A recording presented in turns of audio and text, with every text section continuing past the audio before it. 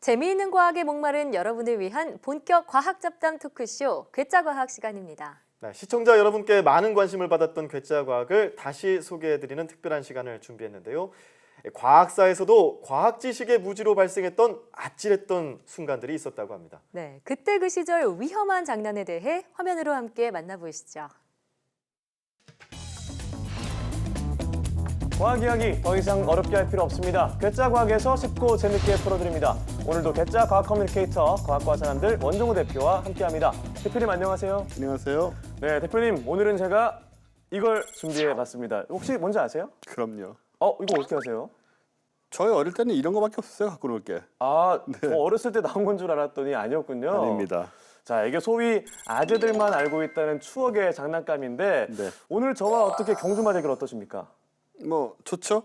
네. 근데 뭐 한 대 갖고 되겠습니까? 그래서 제가 특별히 키웠던 제가 경주마를 데려왔는데요.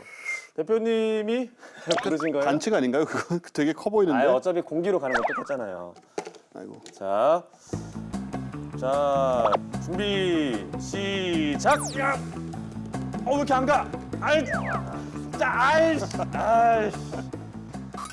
제가 반칙을 써놓고도 지고 말았네요. 구력 차이가 있는 거죠. 확실히 구력 차이가 무시를 못하는 것 같습니다. 네. 그래도 뭐 이기고 지고가 뭐가 중요합니까?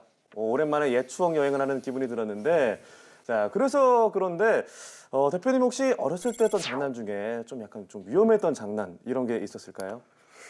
옛날에 콩알탄이라고 있었어요. 그 딱 던지면 팍 터지는 거 아닌가요? 네. 오. 이거 그거보다 조금 더 심한 걸로 네. 불을 붙여서 던지는 포금탄이라는 게 있었고요. 포금탄이요? 그건 이 오. 다이나마이트처럼 이렇게 조금 터지는 건가요, 그럼? 터지진 않고 소리만 나는데 네. 콩알탄보다는 더 크죠. 사실 뭐 그때는 재밌었지만 지금 생각해보면 조금 위험했던 장난이 아닌가 아찔한 생각이 드는데요. 그러게요. 자, 그래서 오늘은 과학적인 무지로 인해서 저질렀던 위험한 장난에 대한 얘기를 나눠볼까 합니다. 대표님, 그 위험한 장난이라고 하면 사실 범위가 넓잖아요. 네. 사람들에 따라서 기준이 다를 수도 있고 대표님이 생각하시기에 역사적으로 위험한 장난하면 어떤 게 있을까요? 과학적 무지라는 관점에서 생각해 본다면 네. 그러니까 1600년대 이제 전기가 당시에는 이제 뭔지를 몰랐죠 사람들이. 전기 장난을 그때도 쳤군요. 네, 전기 장난을 쳤는데 네. 이 감전의 그 짜릿함 이런 거를 좀 사람들이 즐겼어요. 그래서 어떤 게 있었냐면은 짜릿한 키스를 위한 장치가 있었는데 그건 이제 와, 빠르게 설마. 회전하는 그 네. 유황공 뭐 이런 데다 손을 대고 있으면 이제 정전기가 생기거든요. 네. 그 상태에서 상대방과 입을 맞추면 그 짜릿한 느낌과 함께 때로는 진짜로 이제 팍 하면서 전기가 튀는 키스를 딱 할 때 CG 없이 탁 튀는 게 보이는 그런 네, 건가요? 파란 불꽃 같은 게 와, 그걸 즐기는 그런 장치가 있었다고 해요. 얼마나 짜릿한 키스를 원했으면 그런 상황을 만들었을까 싶기도 한데 그때 당시엔 전기에 대한 위험성에 대한 인식이 없었기 때문에 이렇지 않았나 싶은데 그렇죠. 또 다른 뭐 전기에 관한 장난이 있을까요?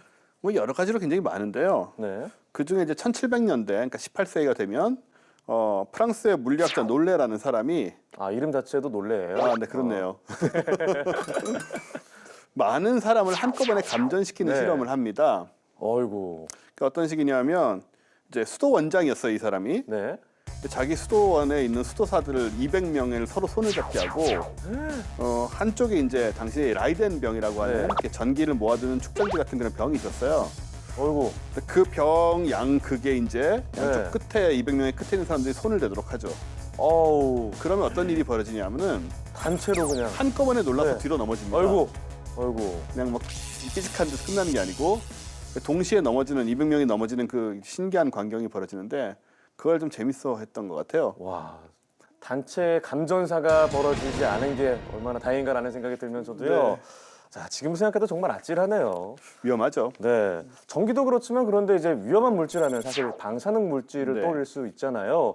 그런데 예전에 듣기로 방사능 물질과 관련된 장난감이 있었다고 들었는데요.